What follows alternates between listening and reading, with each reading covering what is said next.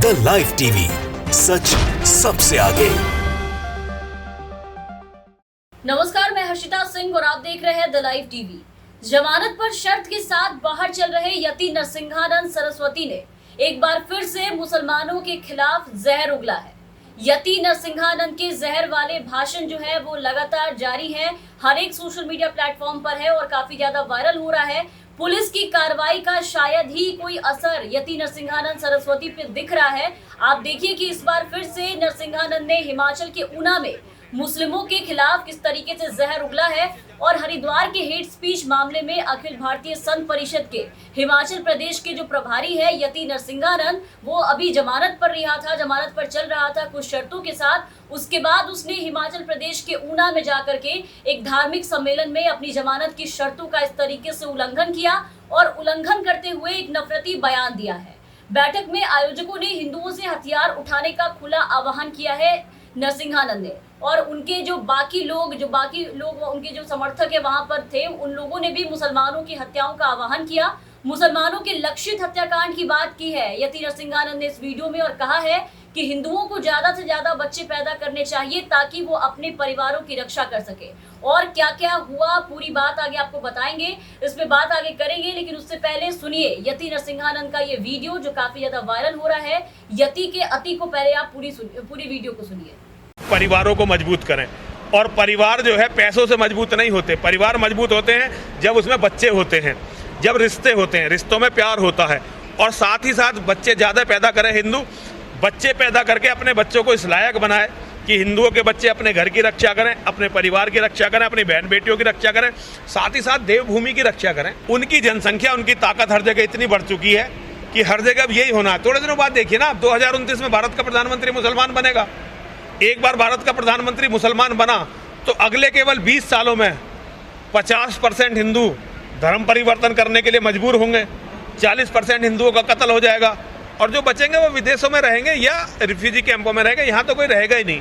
इस्लाम का राज आने पर यहाँ भी हिंदुओं के साथ वही होगा जो पाकिस्तान में हिंदुओं के साथ हुआ, अफगानिस्तान में हुआ, बांग्लादेश में हुआ, कश्मीर में हुआ, सब जगह यही होना। तो जनवरी में हरिद्वार के एक कार्यक्रम में आयोजित करने के लिए यति नरसिंहानंद को गिरफ्तार किया गया था। इस कार्यक्रम में मुसलमानों के नरसंहार का आह्वान किया गया था यति नरसिंहानंद सरस्वती के द्वारा।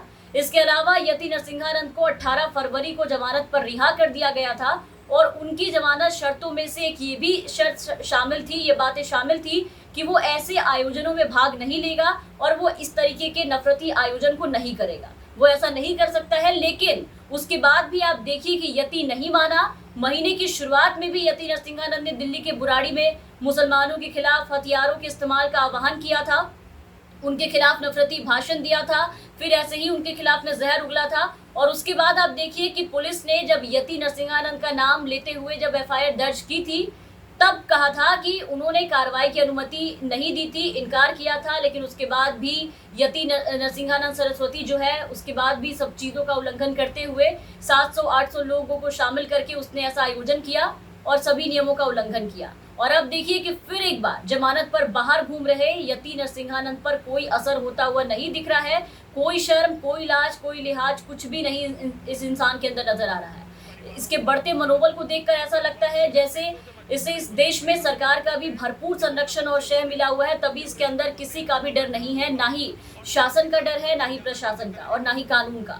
तभी आप देखिए कि यति नरसिंहानंद बार बार देश की महिलाओं का खुलेआम अपमान करता है, इस तरीके से एक समुदाय को टारगेट करता है, एक समुदाय की महिलाओं पर अभद्र टिप्पणियां करता है, उन्हें बच्चा पैदा करने वाली मशीन बनाने की आकांक्षा रखता है। देश के मुसलमानों के कत्लेआम का खुलेआम ये इंसान जो है वो आह्वान करता है, और आसानी से जमानत पर रिहा होकर के फिर से वही काम दोहराता है, फिर से इसी गंदगी को जनमानस के बीच में बांटने लगता है, फिर से उसी नफरत को गलने पर उतारू होता है। जब इस नरसिंहानंद पर कार्रवाई नहीं होती और कड़ा संदेश नहीं जाता, तो कई और नरसिंहानंद जो है उनका मैन्युफैक्चर होता है, वो आ जाते हैं और फिर शुरू हो जाता है इनका खेल, और फिर से ऐसे लोगों की एक पूरी जमात बन जाती है जो साथ मिलकर के आते हैं और इससे भी बड़े बड़े आयोजन करते हैं, जिसका नाम रखते हैं धर्म संसद। धर्म संसद रखते हैं और धर्म संसद में बेहद घटिया और बेहुदी बातें करते हैं। हाल ही में हरिद्वार में हुए धर्म संसद में भी आपने देखा था कि यति नरसिंहानंद के साथ साथ कई हिंदू नेताओं ने इस्लाम धर्म को लेकर के भड़काऊ बयानबाजी की थी, इसी तरीके की बेहद घटिया टिप्पणियां की थी। यहाँ तक कि उन्होंने भरे मन से मुस्लिमों के नरसंहार करने का आह्वान तक किया था, लोगों को हथियार उठाने के लिए उकसाया था। और हर बार यति ऐसे ही यति करता रहता है, जिसपे कोई सख्त कार्रवाई अब तक नहीं की गई है। उसी का कारण है कि इसका मनोबल आज इतना बढ़ गया है। इनके जो कनेक्शंस हैं वो काफी ऊपर तक हैं। यति नरसिंहानंद राजनीति में उत्तर प्रदेश के सीएम योगी आदित्यनाथ के काफी बड़े प्रशंसक हैं। यति नरसिंहानंद भोपाल में बीजेपी लोकसभा जो सांसद है बीजेपी की प्रज्ञा ठाकुर, उसके समर्थन में वीडियो बनाता था, क्योंकि वो सनातन धर्म की रक्षा करने के लिए कार्य करती है।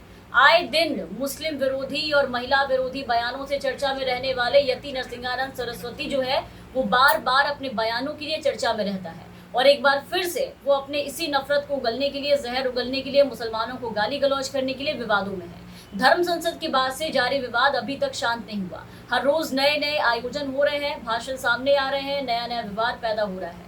देश भर में मुसलमानों के खिलाफ हिंसा अपने रूप पूरी तरीके से बदल रही है, काफी ज्यादा उग्र होती जा रही है, व्यापक भी हो रही है। पुलिस प्रशासन और सरकारी तंत्र हनुमान जयंती पर गाली भरे गाने चलाने वाले, धर्म संसद में हत्या का आह्वान करने वाले यति नरसिंहानंद जैसे जितने भी लोग हैं सभी को पूरी छूट दे रही है। इन सब के बाद अब देखना ये होगा कि धर्म संसद के दूसरे और तीसरे दिन अब कौन सा नया नफरती बयान सामने आता है, क्योंकि ऐसे लोगों पर पुलिस से कार्रवाई की उम्मीद तो नहीं की जा सकती है। तमाम खबरों और अपडेट्स के लिए आप बने रहे द लाइव टीवी के साथ। द लाइव टीवी, सच सबसे आगे।